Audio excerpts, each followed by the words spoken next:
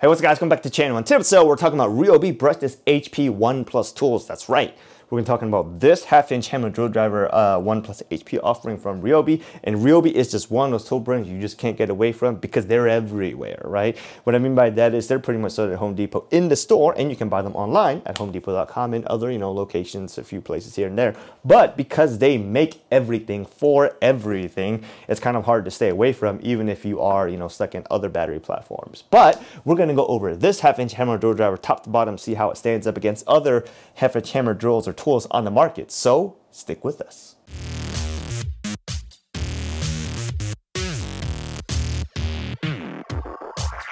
All right, you guys, so this right here is RYOBI's ONE+ HP Brushless half-inch hammer drill driver, model number PBLHM101.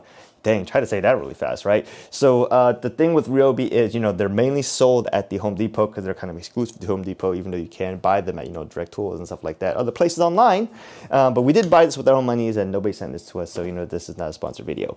But RYOBI's been around for a long time. RYOBI's kind of like, accepted as a house brand of Home Depot, if you kind of want to say, Cobalt is the house brand of Lowe's, if you want to look at it that way, right? But inside the RYOBI line, there is an upper tier of offering of tools, which they call ONE+ HP, which is, I don't know what it stands for, high performance, but we're just going to say, high performance, which is their more pro grade, higher performance line of tools. And the basic thing to take away from ONE+ HP tools is that if you use these batteries with, Lithium plus HP on them, they will get more performance out of it. So we have here the 3 amp hour battery and the 2 amp hour battery HP, which is the ones that we got from the kit. There are other batteries that look almost exactly like this, but may have a different color scheme, but will not say Lithium plus HP. They have Lithium, then they have Lithium plus, and they have Lithium plus HP. There may be something else mixed in there, they're just got a bunch of stuff going on with their batteries. But here, we're gonna test it with these two batteries here today. So before we get too far into it, let's go look at the marketing hype, and then we'll bring you in closer and take a better look at it. So this right here is the RYOBI 18-volt ONE+ HP Brushless line of products that redefines power and performance. We're going to talk about that in a bit. But the half-inch hammer drill driver delivers up to 29% faster drilling in hammer mode, saving in time drilling per application, an impressive 31,000 BPM and 700 inch-pounds of torque that maximizes drilling through concrete, brick, blocks, and all kinds of other stuff, right? It has other features, 2-speed gearbox, goes up to 2100 RPMs, 24 position class with a hammer mode. The hammer mode feature, or this hammer drill features a ratcheting metal chuck to increase durability and accessories and stuff like that. Best of all, the RYOBI ONE+ HP system is compatible with over 260 cordless tools that all work on the same battery platform. This RYOBI hammer drill driver is backed by the RYOBI 3-year manufacturer warranty. And if you get it, you can also, which includes, other things like the hammer drill driver, the auxiliary handle and operator's manual and bags and stuff like that if you buy it all as a kit. But, depending on what you get, there's all kinds of stuff there. But the tool is warranted for about 3-year manufacturer warranty. And as most of you guys know, RYOBI is mainly sold at the Home Depot. All right, you guys, so let's go ahead and start with this handle. So when you buy this drill, you do get this handle, and it does come in 2 pieces inside the box. You get this little piece here that cinches up and closes up on the pinches the drill here, and then you get this plastic handle, which I think has a metal nut inserted here, such that when you put it on here, you're not spinning plastic on metal, even though you technically are, because there's a nut in there. And the way that it works is you take this drill and you put it right around here. But before I do that, let me show you. If you look at this ring here, there is a rectangle part that is outserted and such here, such that when it pinches, that rectangle piece holds it in. And if you look at it on here, there is a rectangle here that is recessed into this metal gearbox housing on both sides. So even though it looks like it only pinches here, it is held in there pretty well because you do have to get it lined up within this rectangle box here. So let me show you how to do that. You just put it up there and you turn this and you cinch it down pretty well, right? And it is pretty stable. It doesn't look like it's going to go anywhere. Over the long use or heavy duty use of this, I could see this wearing out, especially because the metal nut in here is mainly just, held in there with this piece of plastic. It's not like this metal thing extends all the way through here. Like if you look at it here, it's completely empty, right? So I could see that eventually breaking off. And if you look at it right now, I'm not sure if you can see it, but it is kind of, if you cinch it down really hard, it's not level here, right? So you could essentially see some piece breaking off, plastic breaking off, or whatever it is. But if you're going to be using it that heavy dutily, if that is even a word, you're probably going to be using a different tool, right? So let's go ahead and just spin that out. Anyways, the point is, you know, it's heavy. It's decently heavy duty for RYOBI, and you can flip it around the other way, right? So that's what's really going on with that. Even though the hammer drill is pretty powerful at 750, inch-pounds claimed torque, it's a decently sized handle. So let's go ahead and talk about the left side of this drill. We don't have too many RYOBI drills, but we do have a lot of RYOBI accessories because, like I said, they make pretty much everything, all right? So the other thing you really want to take away from here is if you look at this, all this handle part is rubber overmolded. This part here with the RYOBI emblem and all this back part here is rubber overmolded. This chuck is metal. This collar ring is plastic. These other pieces you expect to be plastic are plastic, okay? Since I don't use too many RYOBI tools, you know, I'm just going to hold this and say if I was blindfolded, if I had to go through and guess, I could probably eventually guess out because, you know, it definitely feels way different than other tools you may be used to if you use it on a regular basis. But it, you know, I want to say it feels like a RYOBI tool, but who knows? One thing to take away here real quick is I will go ahead and tell you right now, if you listen to the sound of this drill, it sounds more closer to the frequency or whatever you want to call it of like a Milwaukee drill. And yes, they may share the parent company of TTI, but I'm not sure how much engineering resources they may share, but let's go ahead and show you that real quick. Right? Doesn't that sound like a Milwaukee drill? Anyways, let's get on to it. Actually, while we're showing you that, let's go ahead and tell you this. So for reverse switch here, this is a variable speed trigger here. Let's go ahead and show you the variable speed action. It doesn't really matter where the clutch setting is because it's not talking to the trigger and trying to figure out, you know, what band of selection you're going to do. But it is a variable speed trigger. Here, let's show you right now.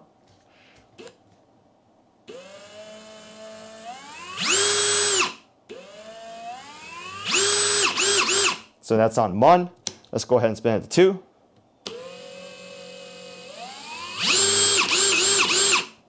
So that's 2, okay? Moving on from that, looks like where you would put a belt clip here or some type of accessory thing here. When we bought this as a kit, it did not include belt hooks or any accessory bits like that. But it does look like you can put something there, all right? Moving on to the back side. Back side here is plastic, and we'll also say ONE HP Brushless, just in case you didn't know it was brushless, and they really wanted you to know it was brushless, okay? There's a piece here to put some type of fall rest type system or lanyard type system. On this side here, there's nothing else. It's pretty much the same thing at the other side, except the part where they would put the logo is, you know, pretty much standard drill markings and stuff like that. It's all UL listed and that kind of fun stuff. So that's what's going on there. If you look at the bottom here, this is where the LED light is. As you can see, it will stay on for a little bit. It is decently bright, you know, not going to win any awards or anything like that, but it does work pretty well, okay? So moving on to the top here, as you mentioned, this is the gearbox setting. This is on speed 1. This is on speed 2. Or gear 2, whichever one you want to call it. And this is the metal gearbox housing. And just in case you didn't know it was a hammer drill, it will point you to hammer right there. All right. So moving on to the clutch ring here, it is a I don't want to call it manual clutch, but it's a traditional clutch. You know, it does have up to 1 to 22 settings, and then you can spin it to drill mode. And then if you spin it further, you can take it to hammer drill mode. All right, so let's go ahead and show you the mode or clutch setting 1, because I personally don't think that it is as sensitive as it could be, especially with 22 settings, right? But it is decently sensitive, right? So put this on 1 here, all right, and we're going to put this on, you know, gearbox 1. So we go ahead and show you this here.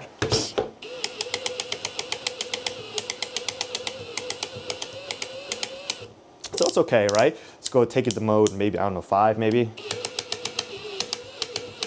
You didn't have to press decently hard, but you know, it does work pretty well. Other than that, let's go take a look at this chuck here. The chuck here has been generally pretty good. It doesn't say like it's a Jacobs chuck or anything like that, but it is a 1/2" chuck, 13 millimeters. Haven't had any issues with it, even though we have not used this very heavy dutily, but it does seem to work pretty well. Haven't had any issues with it falling out just yet. All right, so that's what you get here. Let's go ahead and take a look at the bottom, because it is an HP ONE+ tool. One of the biggest ways you can easily tell the difference between a regular ONE+ tool and an HP tool is the HP tool will have additional contacts. So in this case, you will see the additional contacts right here. 1, 2. I'm not sure, not a RYOBI expert by any means, but you know, this somehow talks to the battery and allows you to communicate with the battery, because the ONE Plus tools will have additional contacts on the back part of the battery right here. Non-HP tools will not have these two additional contacts, so even on this 3 amp hour battery, it will have a, you know, 2 additional contacts right there, therefore signaling you these are ONE Plus tools. Allows you to get more power from your RYOBI tools. All right.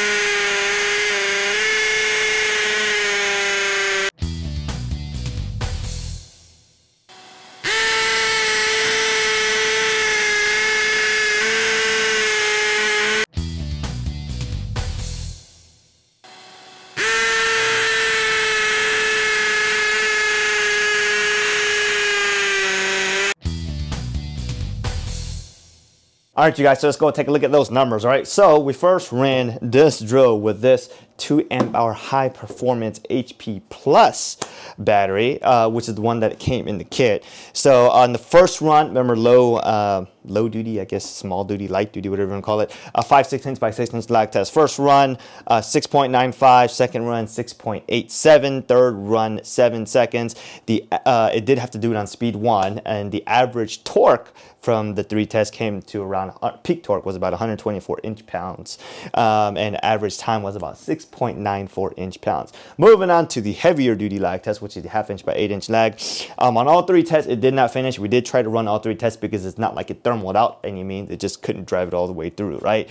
So on tools that will like thermal out or can't complete it, we just won't run or won't even go any further, then we just won't do it. But on this one, it didn't thermal completely out and just was driving it. So we did run all 3, and first run, it had a peak torque of 197, second run 215, third run 193. The average of the 3 runs comes out to about 201, even though it did not finish that section of the test, right?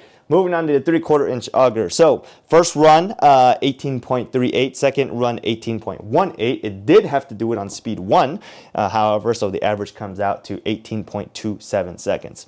So this is a hammer drill. So we did run a 1/4 inch masonry test. First run 7.95, second run 7.13, third run 6.4. Average of 3 runs comes out to 7.23 seconds. Okay, so the peak torque that we measured across all of the tests that we did comes out to about 215 inch-pounds of peak torque. And this combination with the handle included on here comes in weighing at a whopping 4 pounds, 10.4 ounces. All right. Before we get into all the peak torque or the total performance numbers, let's go look at how it did with the 3 amp hour HP Plus battery. So if you go look here, you know, there's a pretty, I don't know, decently sized difference between the 3 amp hour and the 2 amp hour, you know. Sorry, I do not have any other higher capacity, high performance batteries, but you know, we did have those too. So even though it's 1 amp hour more, let's see how much of a difference it made, right? So with the 3 amp hour high performance plus on a light duty 5/16 by 6" test, first run 6.52, second run 6.60, third run 6.55. It did have to do it on speed 1. The average of 3 runs comes to 6.56 seconds with the peak torque average of 138.33 seconds. All right. On the heavier duty lag test, 1/2" by 8" lag, it still was unable to complete that part of the test, even with the 3 amp hour HP Plus battery, but we did run 3 tests and see what the peak torque numbers were. First run 246, second run 266, third run 220. Average of the 3 runs comes in at 244 peak torque inch-pounds. All right, the 3/4 inch auger test. So this test was a little bit more interesting because it was with the 3 amp hour battery able to run it on speed 2. Okay, so run 1 6.18, second run 6 seconds. So you know, 1 speed 2, the average of 2 runs comes out to 6.09 seconds. All right, and moving on to the masonry test. First run 7.8, second run 5.52, third run 6.25. Average of 3 runs 6.52 seconds. So the peak torque across all those tests came out to about 266 inch-pounds, and the weight of this tool in this configuration with this battery and this handle comes in weighing in a whopping 5 pounds, 5.5 ounces. All right. Bam. So let's go take a look at those 2 numbers. So the peak total performance number of the 2 amp hour in the tool came out to 25.21, right? Plus it did not finish. And with the 3 amp hour battery, it came out to 12.65 and did not finish, right? So where does that put that on the leaderboard? It takes it right to 22nd place. You know, 22nd place with the 2 amp hour and the 20th place with the 3 amp hour. So if you go look at with the 2 amp hour, that is just right behind the Milwaukee M12 Fuel model 3404, which had a 25.06 total performance score, and that was tested with a 4 amp hour battery. But with a 3 amp hour battery, it is faster, or you know, has a better number than that one, let's say at 12.65, and it's just only trailing behind the DCD 996 tested with a 2 amp hour battery. All right, so just wanted to point that stuff out there. Okay, so let's go take a look at where, you know, how the 2 numbers compare to each other. So if you look at the chart that we're going to throw up on the screen here, the biggest difference really comes in right around the 3/4 inch auger test, where it was able to run the test on speed 2 instead of speed 1. Yes, there are improvements across other sections. Let's say the light duty test, it was 6.94 versus 6.56. 6.56 is obviously faster. On the heavy duty lag test, was around 244 peak torque inch-pounds versus the 200 inch-pounds peak torque. And on the masonry test, it was also 6.52 versus 7.23. So yes, across all the tests, including the peak performance numbers, the 3 amp hour does allow you to get more power, as you would expect, okay? I would assume if you had a 6 amp hour, I don't even know what battery sizes they make, but the higher level, higher amp hour batteries for RYOBI, you will probably get better numbers. We just don't have them because, like I said, we just don't use a ton of, I would say, RYOBI power related tools, even though we have a lot of accessory tools, right? Things like, you know, lights and hot glue guns and all kinds of weird stuff that they make, fans. So just wanted to point that out, okay? So let's close out. What can we say? So this tool right now will retail somewhere around $129, all right, as a tool only. We actually, I think we got it as a kit. I can't remember how much it was, but this one and an impact driver and some other accessory tools and stuff like that for close to like 150, 179 or something like that. That was actually probably the better way to get it, because you get this, 2 of these batteries, a charger, an impact driver, and another tool. I think it was like a mid-torque tool or something like that, which actually is a great deal for right around that price. So this tool, for the price that you're paying, is going to be good, okay? Granted, they really should sell it as a kit with maybe like 5 amp hour high capacity or high performance batteries instead of these 2 amp hour HP Plus batteries, because, you know, these 2 amp hour HP Plus batteries are, you know, cutting it short or not necessarily meeting up to the performance or the potential the tool can put out. Maybe they could sell it as, you know, one of these and then maybe another 6 amp hour one or whatever, right? Because you do want one that is light for, you know, light duty stuff, because the people who are going to be buying this tool are mainly going to be buying this tool at the Home Depot, because, you know, you're going to be at the store and you're going to be like, okay, well, we got this, we got that, so let's just get this because, you know, it has good offerings, right? So most of the people, and I hate saying this type of stuff, but buying this tool are not going to be your, you know, day-to-day contractors, whatnot. They're probably going to be in some other brand, but for the most audience that this tool is targeted for, let's say, is probably going to be just fine, if not way more than enough that they need for, you know, just general around the home stuff, or just light task stuff, or even just light remodeling. It'll work fine, we think, okay? So other than that, you know, for the price to the performance ratio, it's great. These RYOBI batteries also aren't that expensive. I think I saw like 2-pack of 4 amp hour batteries you could get for somewhere around like 79 bucks or something like that. So compared to other tool batteries, let's say even Makita, Milwaukee, DeWalt or whatnot, yeah, for like, you know, you probably have to pay somewhere close to like 200 bucks for, you know, 2 batteries and a charger. Every once in a while right now you can get like a free tool or whatnot. But the point is that for the price that is priced at, I think it's just right. I'm not going to say anything about, I think, whatever the color choices are, but, you know, you can have your own opinion. So 700 inch-pounds of torque with this thing, you know, for you're getting pretty good deal. I don't think you could really go wrong with this, but that's all I really have to say. I'm not going to tell you what to buy or not to buy. I'm just here to tell you numbers, and you can decide that for yourself. So the thing I really want to point out here, and even though we are, you know, putting together leaderboard numbers and stuff like that, is the tool is not all about performance, right? A lot of the times, you know, people always say, oh, we got to get the best, fastest thing, but you don't always need the fastest and most powerful tool all the time to do the job. A lot of times you just got to find a tool that works for you, comfortable, something you can use, something that you're invested in, whatever it is, right? Just find something that works for you and just do good quality work, because it's the work that you do that really matters, not necessarily everything that you use. But, you know, those are fighting words. So we're going to close this out. Hopefully you had a good day. Hope this video helped you guys out. Go do some good work, and we'll see you guys next time.